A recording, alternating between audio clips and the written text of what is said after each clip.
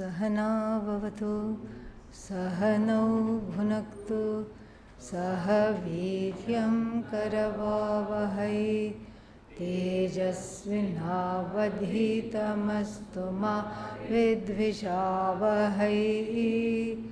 Om Shanti Shanti Shanti. Vedo Nityam Adhiyatam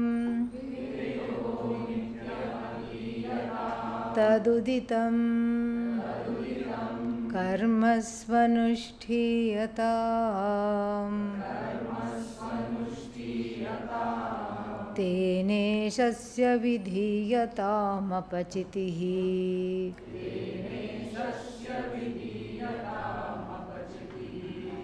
Kamye Matistyajyatam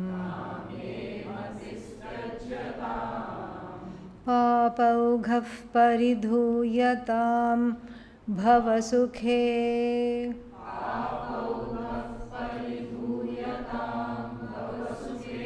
Doshonusandhiyatam Atmecha Vyavasiyatam Nijagruhat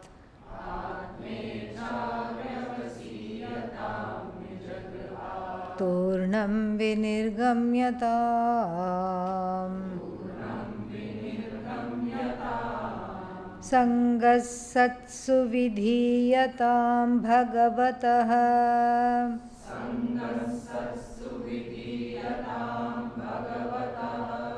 Bhaktir Dridhadhiyatam Shantyadif Parichiyatam Dhridataram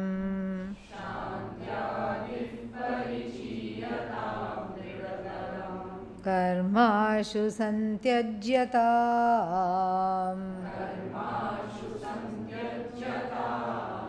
Sadvidvanupasripyatam Pratidinam.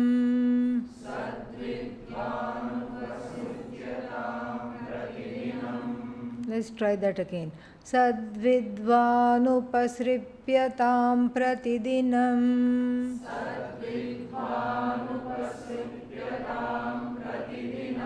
Tatpaduka Sevyatam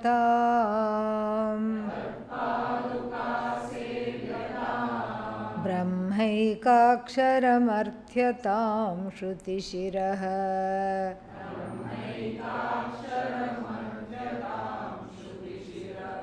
Vakyam Samakarnyatam.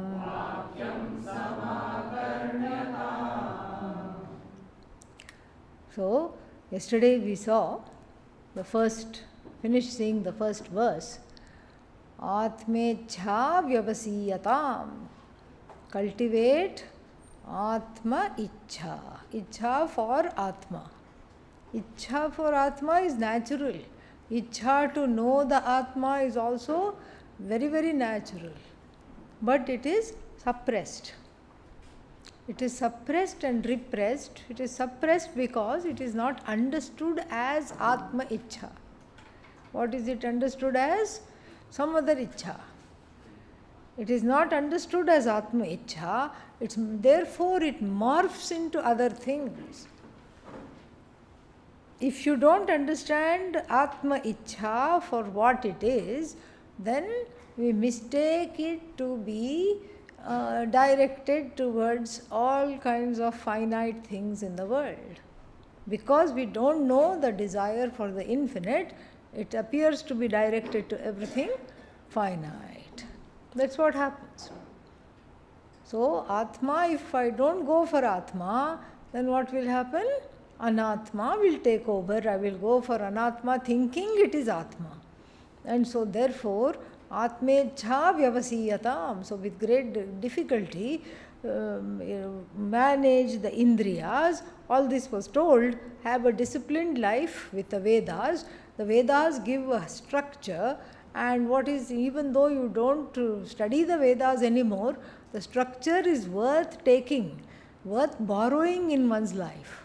a little bit of discipline did not hurt anybody. In fact, it helps. Even though we feel like rebelling against it in the beginning, it really, really helps. Because the so-called freedom that we feel impinging upon us when we undergo some kind of spiritual discipline, that so-called freedom is not freedom. It is in fact more bondage. It is just the freedom of the ragadveshas wanting to do as they like, driving you crazy. The ragadveshas have colonized. The ragadveshas are running the show. And the ahankara most of the time is exhausted following the ragadveshas. Sometime it comes to itself. Oh, what happened to me? Why am I not able to focus on the Upanishads like that? It may once in a while ask itself the question, but really speaking, it is not in. It is not available. Such a antahkarana is not available for the study. So therefore, the discipline, what does it do? It makes the ragadveshas calm down. Because I have told myself, I am not going to water the seeds of this raga and dvesha. Because then what will happen? Then they calm down, and what I really want comes forward. And not only that, when they calm down, then also my actions, I don't want the results of action. I act only so that I may grow, emotional growth. Actions I do for the sake of emotional growth, so the ragadveshas further calm down, and then what I really want, which is Atma, comes forward. The desire as it is comes forward, because the thicket, the forest of ragadvesha has been cleared for the Atma Ichha to surface. Then it says, as soon as Atma Ichha surfaces, what should you do? Run away from the house. Run away from the house, because if you remain in the familiar surroundings of complacency, then we end up reproducing the same old patterns. Same patterns. At home, maybe one behaves like a child. So then one keeps behaving childishly because everybody is treating you like a child. Or one behaves as though one cannot handle life at all without something or the other. I have to have this, because if I don't have this, I'm going to die. In the 3 months course, you were fine without any of these things. No, that was then. Now I really need this. So like this, all these wants, the ragadveshas, proliferate and colonize in the environment which is familiar. You can say even my ashram room is familiar. It's not the same. It really is not the same, first of all. Because here you are aware that this is a communal living situation. More about that in verse number 2 we are about to see. And so in the communal living situation, you have a room, and you have maybe not even a room, you have your side of the room. Okay? So you are aware of that. And so it's not the same. It's not the same also for another reason, because the purpose here is not to just do what is called in Sanskritam, in the Shastra, Prakriti Seva. Prakriti is this body-mind complex. Seva means keeping on just for every notion I have about the body. There is a lotion and potion I keep on, keep on putting, keep on just, taking care. Oh, something happened, it's hurting over here, or it's hurting over there, and something went wrong, and all these things. Here, there is no time to do that.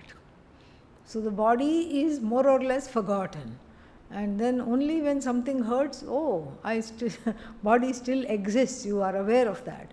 So in a way, it's not the same as living at home, because at home also, the ragadveshas, there is no program for the ragadveshas to be tamed at home. They are free. They are free to be let loose, and also at home all the other egos and certain kind of set ways of relating, dysfunctional ways of relating, toxic relationships, dysfunctional relationship. I scratch your back, and what do? You scratch my back. That's why I am scratching your back, so that one day you will scratch my back. And if you don't scratch my back, then I am upset with you, I am disappointed in you, then I badmouth you everywhere, or somebody else badmouths me. Like this, the whole enmeshment and entanglement continues. So when Atma Ichha comes, what should you do? Run away from home. Turnam means immediately. And this is all, not that the author is making this up, not that the Shankaracharya is making it up. It is there in the Aitareya Upanishad also it is there. Yad aharam vrajet, tad aharam eva pravrajet. This mumukshuta, this desire to be free, the desire to study the Shastra, the desire to be free, is called Shubha Ichha, Shubhecha. Shubha means auspicious. It's a very, very auspicious desire, comes once in a blue moon. Once in a blue moon means sometimes in 1 month you have 2 full moons. It is called blue moon.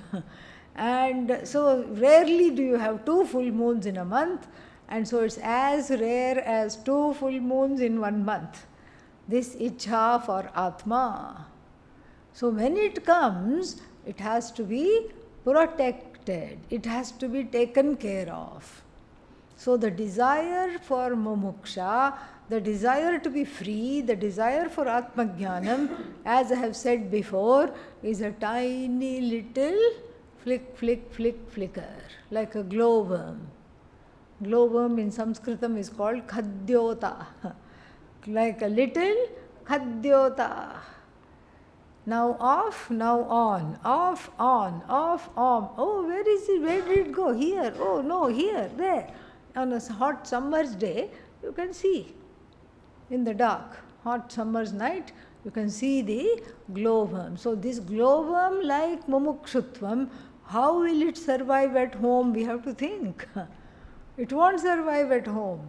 And so therefore, in the Aitareya Upanishad also it is said, Yad aharam vrajet, even if you have a slight inkling, I think I need this knowledge, I think something is not right, I think I need to go further and I just need to stop everything. And then don't sleep on it. Usually what we say, sleep on it and decide the next day, we say, right? Don't decide anything in a hurry. Why? Don't be impulsive. Sleep on it. This is one thing you must not sleep on, says the Upanishad. Don't sleep on it. The moment you feel the stirrings of jijnasa, slight stirrings of mumuksha, what to do? That day itself, pack the bag and get out of the house.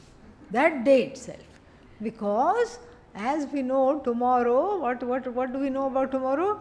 Never comes. Never comes. That's why one shopkeeper had put one board, cash today, credit tomorrow. Today you pay cash.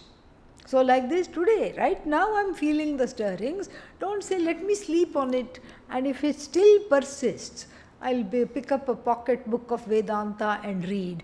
And then if it still persists, I'll just look at an ashram from outside and then come back.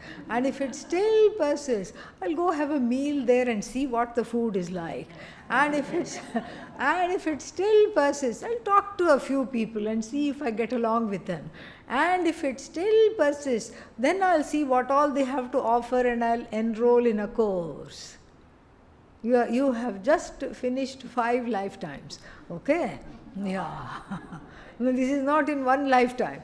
This is in 5 lifetimes. That's why in the olden days, the mumuksha had to be pakka. Pakka is now an English word, right? I don't have to translate, yeah. If you don't know, look it up. Okay? Mumukshutva had to be pakka, P-U-C-C-A. All right. And then, how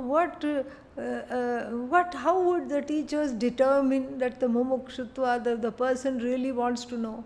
So the fellow would come, please teach me. And the teacher, this is in Uttarakashi, the teacher would say that take Ganga water, go to Rameshwaram. Where is Rameshwaram? Southern tip of India, where our fellow Hanuman jumped to Sri Lanka. That is Rameshwaram.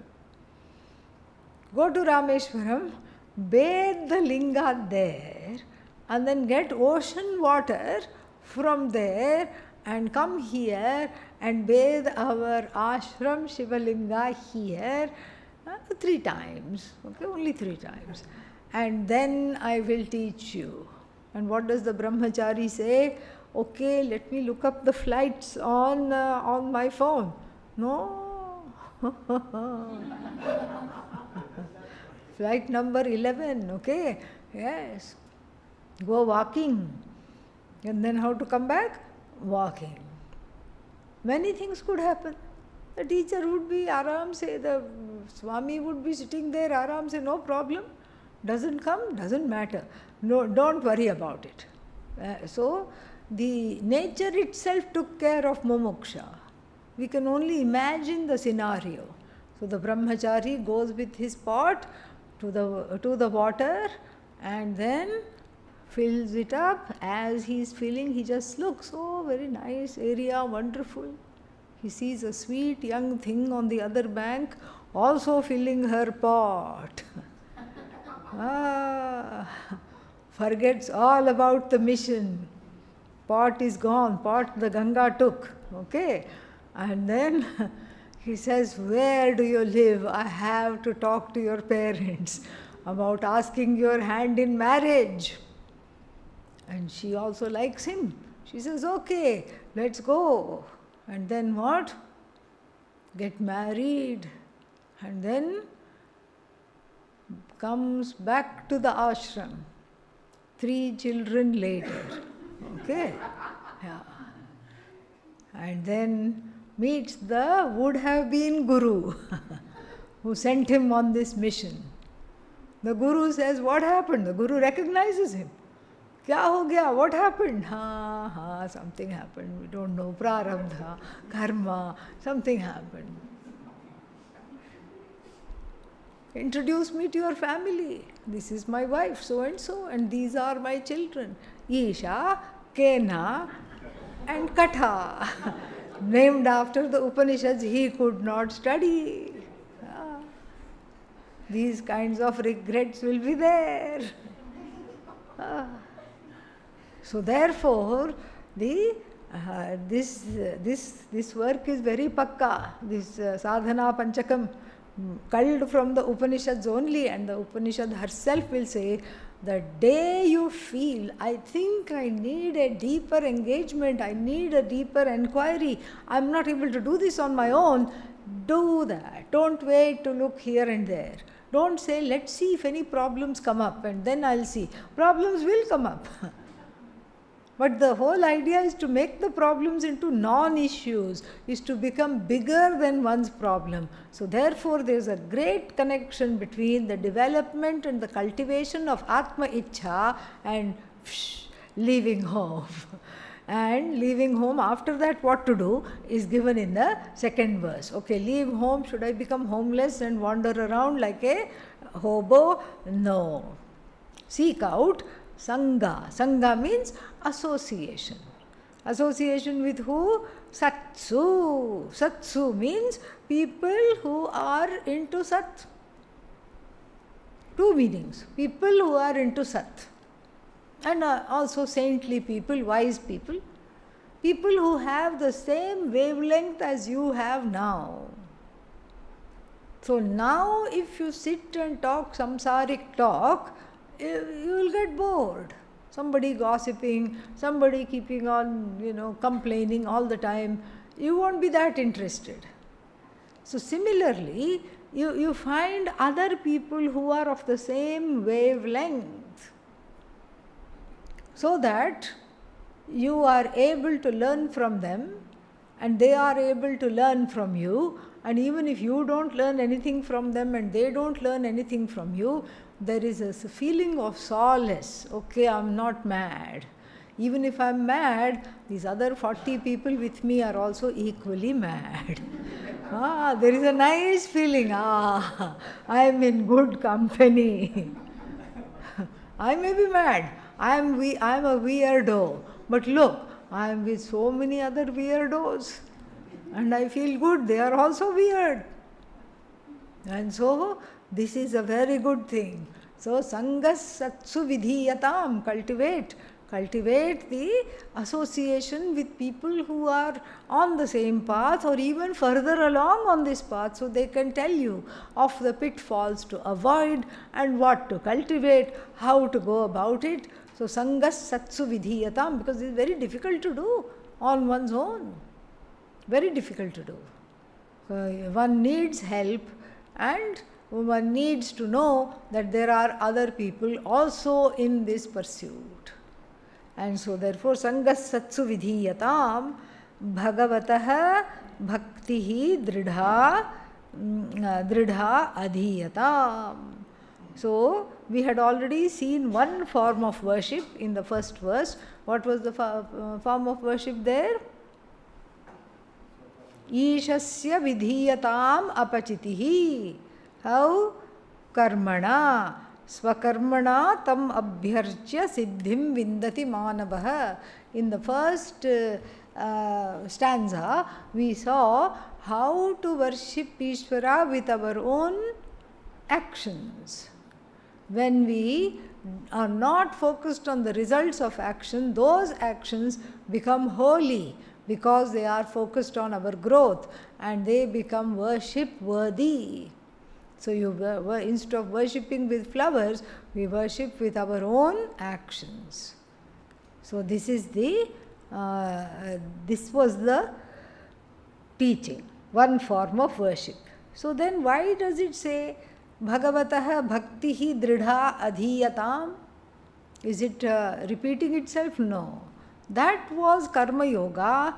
This is upasana for further mental clarity, antahkarana shuddhi, focus, chitta naishchalyam.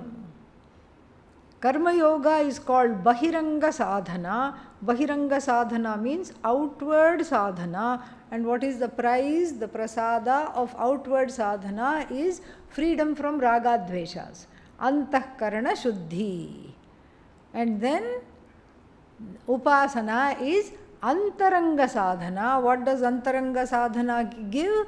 Chitta ekagrata, focus. Chitta naishchalyam, nishchalasya bhava, naishchalya. So the staying power of the mind to stay with the teachings, not to get distracted. And so to imbibe the lessons properly, to be able to listen very carefully, all these things. So bhaktir dridha adhiyata means having a rich inner life of devotion and meditation. Then shantyadi parichiyatam. Parichiyatam means collect. Collect means cultivate here. What? Shantyadi. Shantyadi parichiyatam. And shantyadi parichiyatam means cultivate those qualities. What are they? Sixfold qualities. What are they? Shama, Dama, Uparati, Titiksha, Shraddha, Samadhanam. Shama, a resolved, tranquil mind.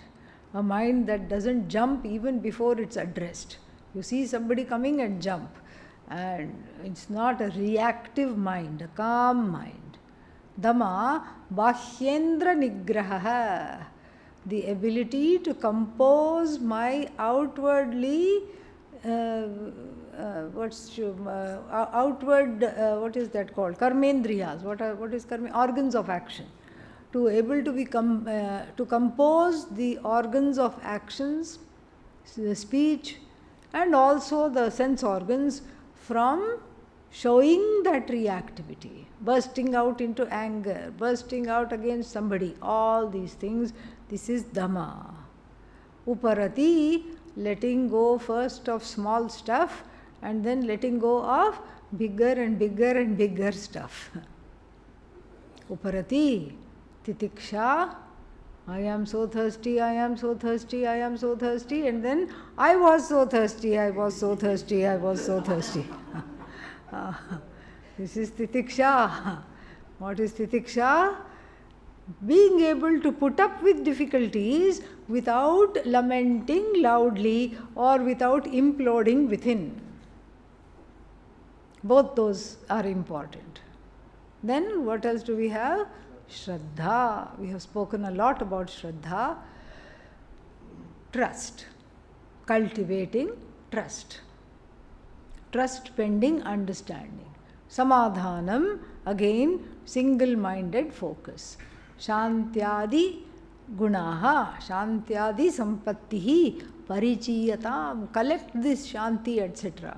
Collect means what? Is it on the road that I just have to pick up? No, it is in your own antakarna. Pick it up and nurture it. And then, what else to do?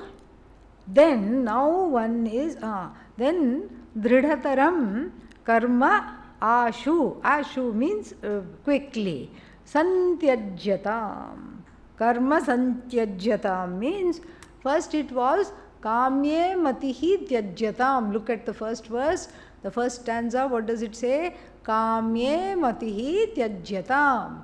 So kamya karma should be given up, and here what is talked about is all karmas are let go of. This is, like I said, ashrama dharma. The first stanza talked about the first two ashramas, brahmacharya and grihastha, student life and householder life. But the householder life turns into house-held life. Yeah. So I am now glass holder, correct? Yeah. So then I can drop it if I am the glass holder. Householder, people call themselves. I say, okay, come to the ashram. No, so many responsibilities. You're not a householder then. What are you? House-held, house-bound. Bound by the house, held by the house, cannot be called a householder. So that shouldn't happen. One becomes a micromanaging maniac. Everything should be like this, and this should be here, that should be there.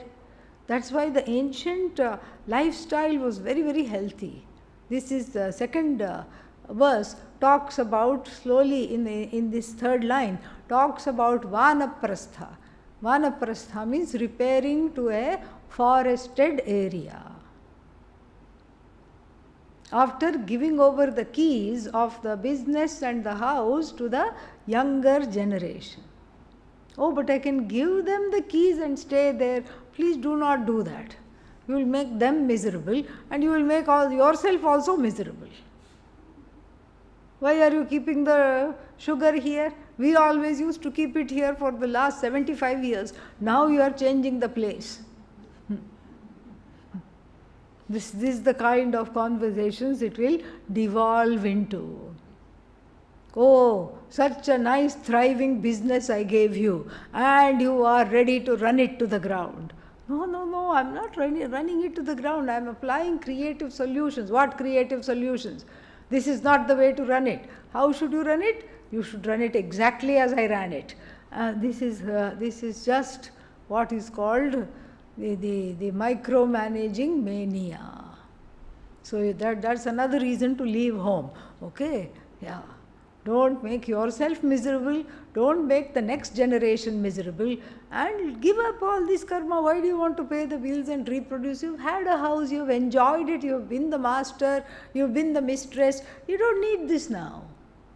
You need to pare down. You have to pare down the necessities, you have to develop vairagya, and therefore the ancients in the middle age, after the children were had been launched and they were married, settled, whatever, they were taking care of the business and the job and everything.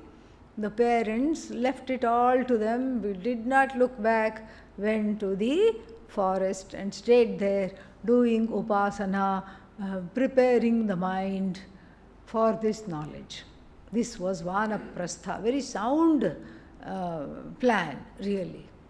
All this generational problem is solved, the generational conflict is solved. And you know what else is solved? The problem of not knowing when to stop parenting, that is also solved.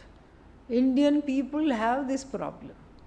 They know when to start parenting, but they don't know when to stop. And so therefore, I keep listening to this. I was in Washington DC one time, and this gentleman came and said to me, "Can you please help me?" "Yes, what is it? How can I be of help?" "Can you please make my son listen to me?" I said, "How old is your son?" 62. And he was 89. And the son is 62. So then I said, okay, this is really getting out of hand, because the son himself had grandchildren. Okay. So I said, this is really getting out of hand. We have to have an objective age at which point you stop parenting. And then I said, you have the cutoff age is 50. Oh, when I am 50, I have to stop parenting? No. When your so-called child is 50, please stop parenting. We don't know. So one becomes a grandmother, a grandfather, and one feels like, oh, I have to be equally responsible for the grandchild and then great-grandchild. When will this end? Where is the time for you? And so here, in the ancient times, this Vanaprastha was wonderful. It was a permanent holiday in the woods. Very nice. No problem at all. And this was something which everybody looked forward to, and then they used to go listen to lectures and everything and slowly work up to sannyasa. And so this is the first two lines talk about what is that called? Vanaprastha ashrama, Vanaprastha dharma, where upasana and leaving everything, leaving all the karma is talked about. Then this can be, of course, done at any age, but technically these are the this was the ashrama dharma. This was the ashrama thing that was being seen.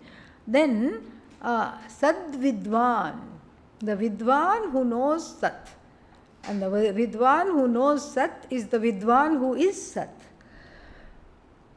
Vidwan means wise person. The wise person who knows Sat is the wise person who is non-separate from Sat. Sad vidwan upasripyatam. Srip, to approach. Upasrip, go close to the teacher. Here Sad vidwan is teacher. Approach a teacher. Approach a teacher, because you can't do this on your own. Who wants to find out? Me. What is the object of this knowledge? Me. Who is the knower? Me. There is a knower-known contradiction. And then if I am left to my own devices to know me, what kind of conclusions will I come from? What will I come to? I am a donkey. I am an idiot. I don't know anything. This was already something I knew. This was already my capital. And so even if the Mahavakya is given to me in the form of a manuscript, Tattvamasi, yeah, next, I will just flip the page. I will be very complacent. This is a journey that cannot be accomplished without a tour guide, because the terrain is strangely familiar and strangely unfamiliar. And so therefore, I have to understand what this terrain is, and for that I need instruction.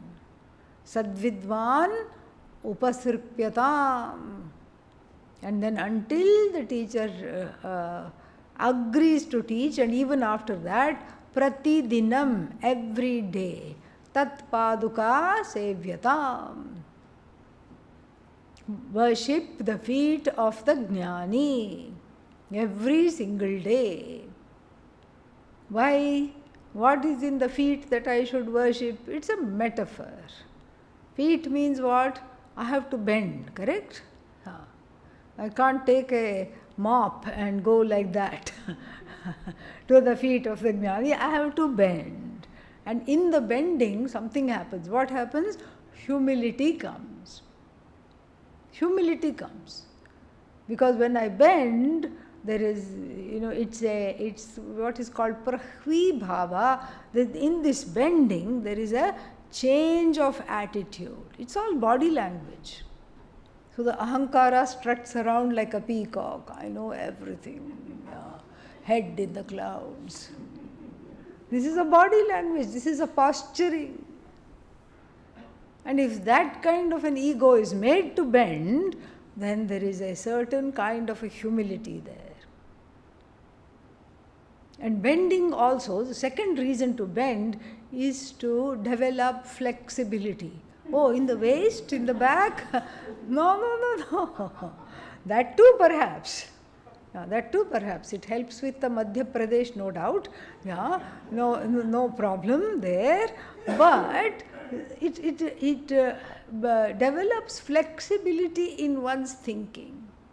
If there is a rainstorm, a thunderstorm, sometimes some of the trees fall. Few trees will fall. Many of them will not fall. And if you look, which are the ones that don't fall? The ones that are ready to bend. If you are ready to bend, you are resilient, you will not break. That is why the bending. There is a certain resilience in bending. There is a certain flexibility in bending. And in bending, I show that I am ready to be transformed. I am ready to be transformed. I show this. I demonstrate this through my body itself that I am ready to be transformed. And also, I bend because my notions which are there are ready to bend and go away if they are not okay. I am ready to correct the notions. So all this has to be shown. The Bhagavad Gita also says the same thing. Tad vidhi, please know this knowledge. How? Pranipatena. 36th verse of the 4th chapter says, Pranipatena. Pranipata means bending, falling on the floor. Pranipatena. Pariprashnena. Pariprashna means asking pertinent, relevant questions. Sevaya. Tatpaduka sevyatam. Through seva. Seva also helps me to grow. And so therefore, all this is very, very important. And so, catch hold of a guru who is ready to teach, and catch hold of the teacher, and then submit the ahankara to the teacher. And then when the teacher is ready to teach, then what? Brahma ekaksharam arthyata.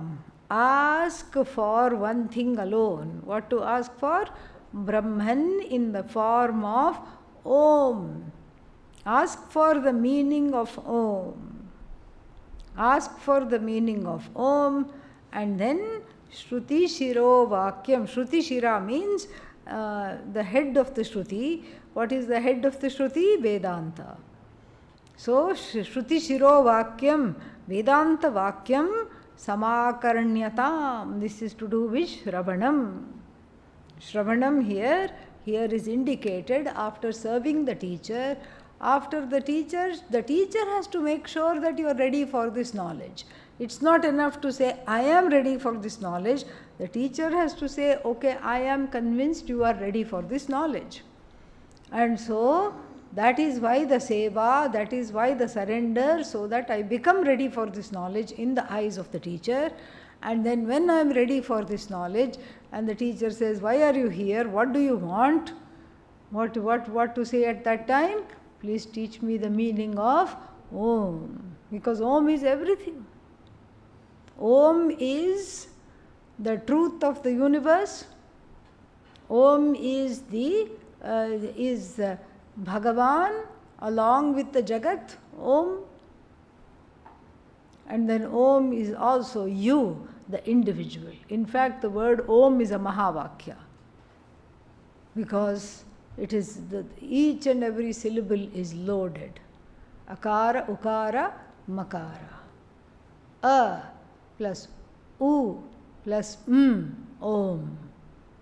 You must not say Aum. Okay, now you are studying sandhis. You know that when there are sandhis, they should be joined. A plus U is what? O. Om.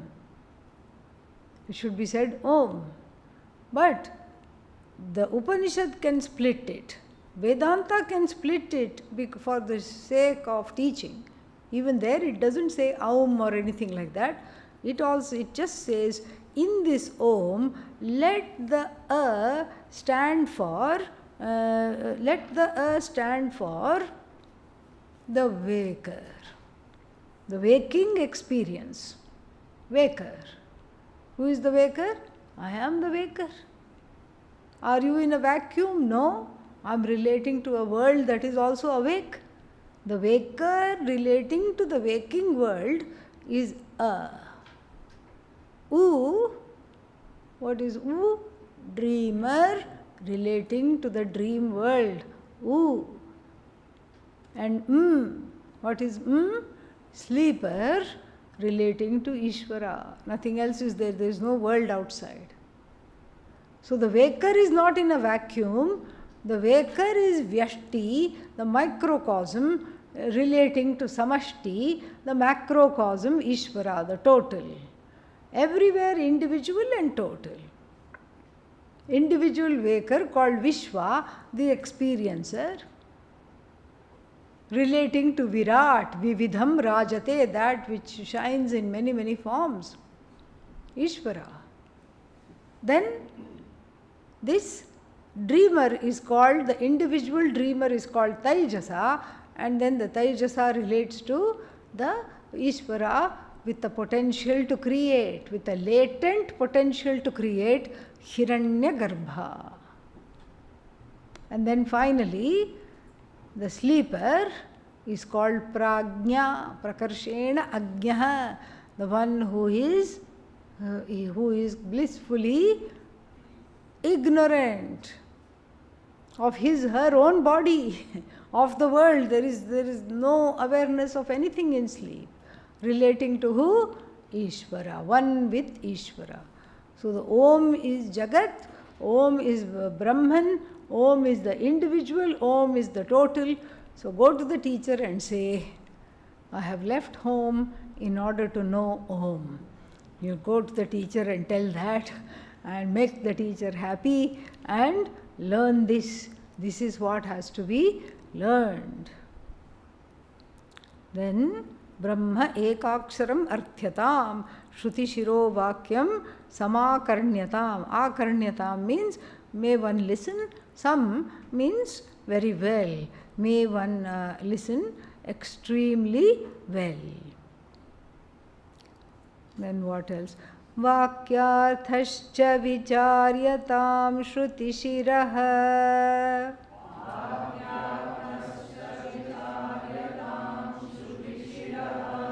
Pakshas samashriyata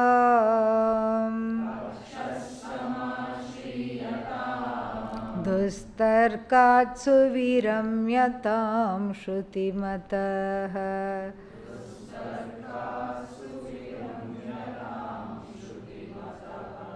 Tarko nusandhiyatam Brahmasmi iti vibhavyatam aharaha.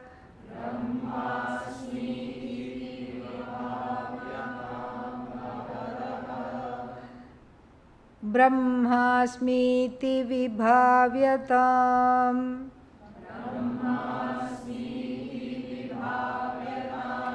Aharahah Garvah Parityajyatam Deham Atirujyatam Budhajanaihi Vadah Parityajyatam.